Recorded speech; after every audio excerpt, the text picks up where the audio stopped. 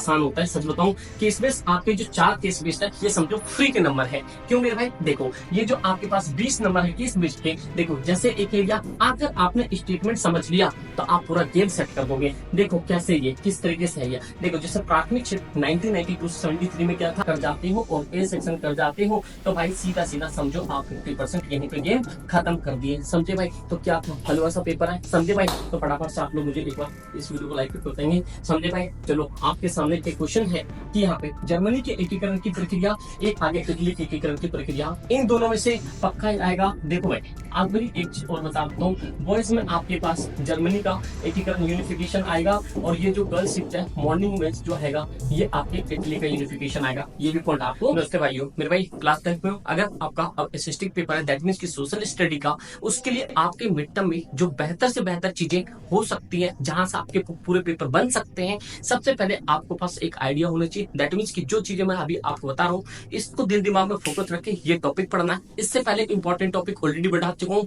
और भाई सबसे इंपॉर्टेंट चीज कल के लिए मैथ्स का पेपर 80% टोटली फ्रॉम अपने एसएसपी से था। तो ये इसके लिए आप बेफिक्र हो जाओ, जो भी यहाँ पे मिलेगा कंटेंट वो आपके 110% रियल होंगे और एग्जाम बेस्ड होंगे, बिकॉज अपार्ट फ्रॉम सिलेबस हम कुछ भी नहीं करते। तो याद रखना इस चीज का। तो अभी इस क्वेश्चन में अभी जितने भी आपके पास ये एसपी है, इस एसपी को अच्छे से एनालाइज करना है, जो कि कोड नंबर आपका 087 है। और भाई इसको बढ़िया तरीके से समझो क्योंकि एसएसटी के अंदर आप मार्क्स कर जाओगे, दैट मींस कि आपकी परसेंटेज हाई हो जाएगी। तो चलो भाई फटाफट से देखते हैं। आपके सामने यहाँ पे जितने भी 5 सेशन होंगे और 5 सेशंस में आपके सामने यहाँ पे सारा चीज देख रहा है, जैसे ए हो जाएगा, बी हो जाएगा, इतने इतने मार्क्स होंगे। समझे भाई? तो देखो यहाँ पे आपके सामने इंस्ट्रक्शंस कंप्लीट बता देता हूँ। कंप्लीट इंस्ट्रक्शंस में आपके सामने क्या है, ये जो बी और ई सेक्शन है ये बहुत ज्यादा इंपॉर्टेंट रोल करता है। जो ए सेक्शन है, ए सेक्शन आपके सामने यहाँ पे जो 1 से लेके 27 तक 1 मार्कर दिख रहा है, इसके अंदर में आपके पास एमसीक्यू भी होगा और 1 लाइनर भी होगा, फिलर भी हो सकता है, बहुत सारी कहानियां हैं। क्योंकि भाई देखो जिस तरह से ट्रेंड चेंज हुआ है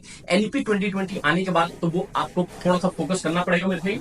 ठीक है, तो ऐसे लॉन्ग क्वेश्चंस भी है, शॉर्ट क्वेश्चंस भी है। तो चलो फटाफट से देखते हैं। सबसे पहला क्वेश्चन आप यहाँ पे देखो, ये मेरे भाई सबसे इंपॉर्टेंट चीज है कि बाइलिंगुअल पे है। बाइलिंगुअल आपके दोनों के लिए है। तो बाइलिंगुअल में क्या होता है कि दैट मींस कि आपके पास हिंदी इंग्लिश दोनों है। तो जिसके पास जो भी लैंग्वेज है वो कंप्लीट सेशन को देखो, क्योंकि इससे आपको पता चलेगा पेपर का लेवल क्या आ रहा है। अगर आपने पहले भी ऐसे टाइप के क्वेश्चन किए हैं या नहीं किए हैं, लेट मी फिनिश, अब मैं आपको बीच बीच में बताता रहूंगा। देखो तो सबसे पहला क्वेश्चन आपके सामने है, which of the among incorrect in statement. अब आपको इनके अंदर में असत्य बताना है। आप देखो इनको स्टेटमेंट अगर आपने एनसीईआरटी सही से नहीं पढ़ी है तो आप स्टेटमेंट सही नहीं कर पाओगे। पहली बात ये, क्योंकि सीबीएसई का ये कहना होता है कि भाई देखो हम ना एक डेप्थ में जा रहे हैं, इसलिए 9वीं में और 10वीं में इतने बच्चे को डिक्लाइन करना शुरू कर दिया है। तो दैट मींस देखो मेरे भाई यहाँ पे जैसे असत्य बोल रहा है, इनकरेक्ट की बात कर रहा है, तो इनमें से कौन सा जो आपकी स्टेटमेंट है वो इनकरेक्ट है। देखो primary sector also known as agriculture sector, ये आपको बताए हाँ भाई ये सही कह रहा है, क्योंकि प्राथमिक क्षेत्र एक आपकी कृषक क्षेत्र भी होता है। Secondary sector is also known as industrial sector कहते हैं। द्वितीय क्षेत्र क्या कहते हैं, औद्योगिक क्षेत्र कहते हैं। ये भी बात सही है, हमें इनकरेक्ट चूज करना है। देखो मत्स्य पालन मतलब fishing coming under the secondary, क्या ये सही होता है? नहीं होता है, क्योंकि ये किसका पार्ट है, ये प्राइमरी का पार्ट है। दैट मींस कि our answer is option number C. तो मेरे भाई इस तरीके के क्वेश्चन आएंगे जो कि आपके पास सी आंसर होगा। अब बैंकिंग किस में आता है, ट्राइसी में होता है, ये इकोनॉमिक के सेक्टर है। और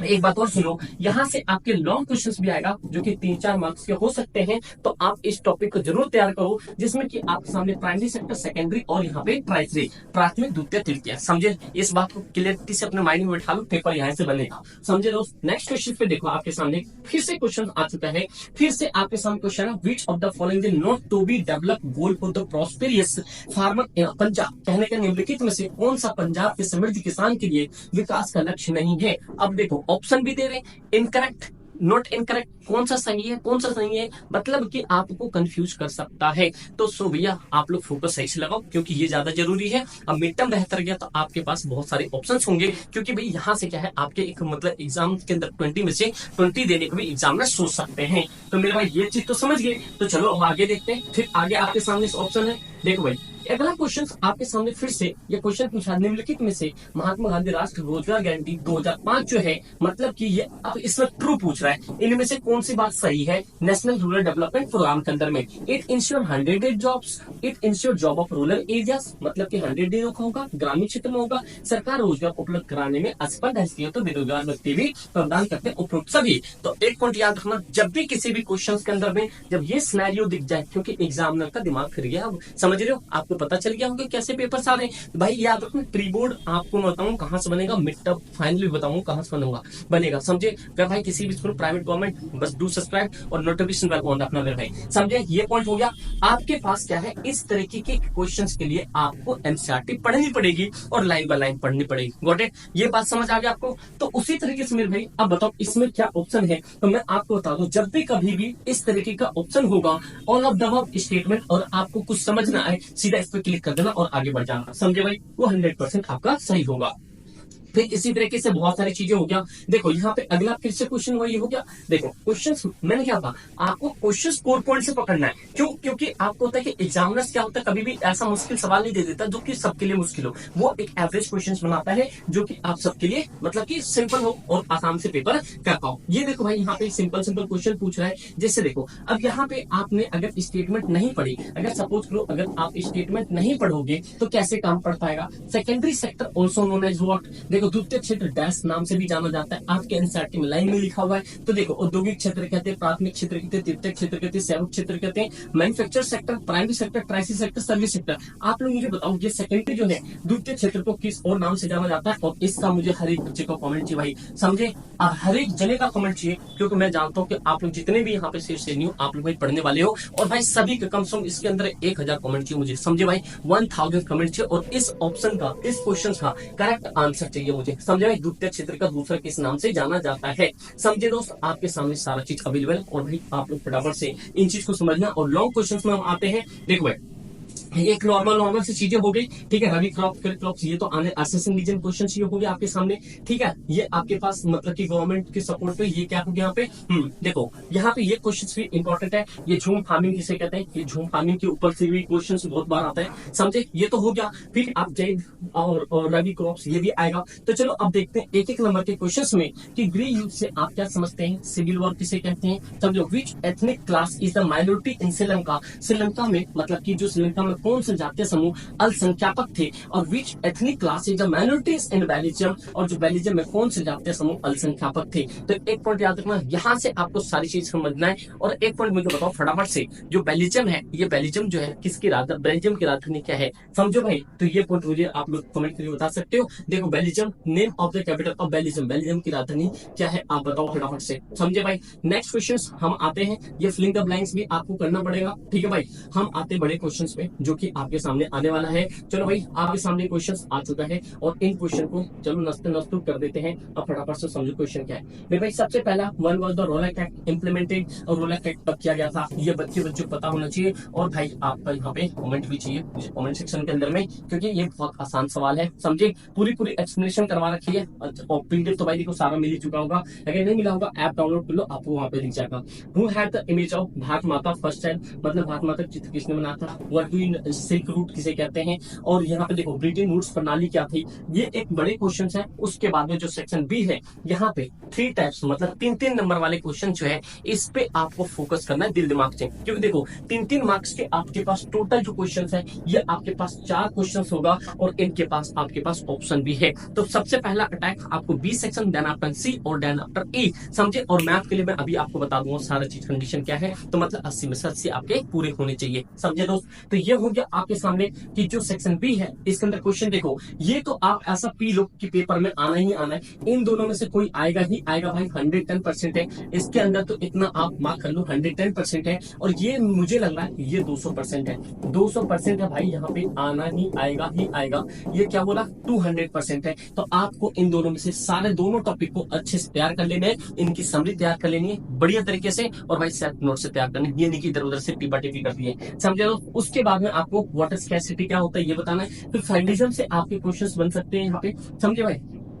फिर उसके बाद में जब आप ज्योग्राफी में आओगे तो देखो एक संगठित क्षेत्र, विशेषता वर्णन करना, असंगठित, describe the features of organise sector, unorganise sector, इनके बीच में आपको डिफरेंशिएट भी आ सकता है, तो ये भी आपको याद रखना है। फिर आप आ जाओ भाई यहाँ पे सी सेक्शन में, और सी सेक्शन आपको दिख रहा है यहाँ पे, ये सी सेक्शन आपके 16 मार्क्स के हैं। तो देखो भाई ये जो बी सेक्शन आपके 12 मार्क्स, सी ये कितना हो गया भाई, ये 28। अगर आप यहाँ पे बी सेक्शन और सी सेक्शन कर जाते हो और ए सेक्शन कर जाते हो तो भाई सीधा सीधा समझो आप 50% यहीं पे गेम खत्म कर दिए। समझे भाई? तो क्या था, हलवा सा पेपर है। समझे भाई? तो फटाफट से आप लोग मुझे एक बार इस वीडियो को लाइक करके बताएंगे। समझे भाई? चलो आपके सामने एक क्वेश्चन है कि यहाँ पे जर्मनी के एकीकरण की प्रक्रिया, एक आगे इटली के एकीकरण की प्रक्रिया, इन दोनों में से पक्का आएगा। देखो भाई आप मेरी एक चीज और बता देता हूँ, बॉयज में आपके पास जर्मनी का एकीकरण यूनिफिकेशन आएगा, और ये जो गर्ल शिफ्ट है मॉर्निंग में जो हैगा ये आपके इटली का यूनिफिकेशन आएगा। ये भी पॉइंट आपको याद रखना है। देन आफ्टर ऑप्शन लोड मृदा, मतलब describe the feature of alluvial soil भी आ रहा है, और खाली मृदा ये आपके ब्लैक सॉइल भी आ रहा है, और यहाँ से भी आपके 110% क्वेश्चन बनेंगे ही बनेंगे।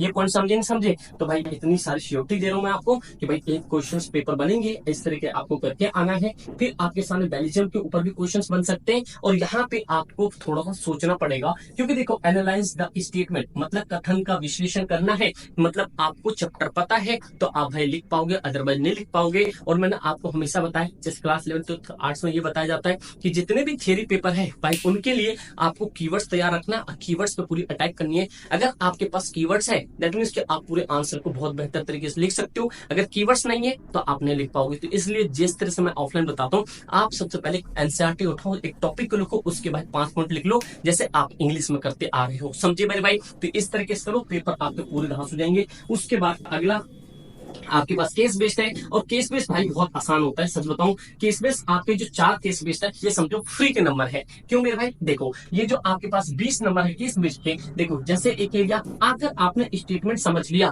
तो आप पूरा गेम सेट कर दोगे। देखो कैसे, ये किस तरीके से है ये देखो, जैसे प्राथमिक क्षेत्र 1992 से 73 में क्या था, 11-12 में क्या था, तो आप ये देखो 74 से कितना घट के हो गया, 49 हो गया। सेकेंडरी में 11 से कितना हो गया, 24। यहाँ पे थोड़ा सा क्या हुआ, स्लाइटली इंक्रीज हुआ है, यहाँ पे माइनस हुआ है, यहाँ पे फिर से इंक्रीज हुआ है। तो क्वेश्चन पूछ रहा है यहाँ पे 1972 से लेकर 73 में किस क्षेत्र में रोजगार हिस्सेदारी प्रतिशत सबसे अधिक है। तो अब एक चेक करो 1973 में यहाँ पे किस में सबसे ज्यादा तेज है, अब बताओ किस में, यहाँ पे इसके अंदर है इसके, तो सबसे ज्यादा प्राथमिक में, तो ये आपका हो गया प्राथमिक, तो मतलब की प्राइमरी सेक्टर। तो इस तरीके के आपके केस बेस्ड होंगे, बहुत हलवे से केस बेस्ड होंगे मेरा भाई। समझ लो बात को? तो बहुत मजा आने वाला है पेपर में, बस आप करके आना। इंपॉर्टेंट क्वेश्चन अभी और आ जाएंगे भाई, देखो जिसको जो करना होगा पढ़ लेगा, कोई दिक्कत वाली बात नहीं, बट पेपर द्वारा से आप सामने इंपॉर्टेंट क्वेश्चन आएगा, और फिर फाइनल के लिए क्लासेस भी जल्दी से शुरू हो जाएगी। समझे भाई? फिर आपके सामने यहाँ से पॉलिटिकल से एक आपके पास प्रोजेक्ट टाइगर से भी आपके पास क्वेश्चंस आएगा, तो ये भी पॉइंट याद रखना। सारी चीज आपके पास ऑप्शन है, सीधा सीधा आपको पुटअप करना, बस आपको वहां पे दिमाग चलना चाहिए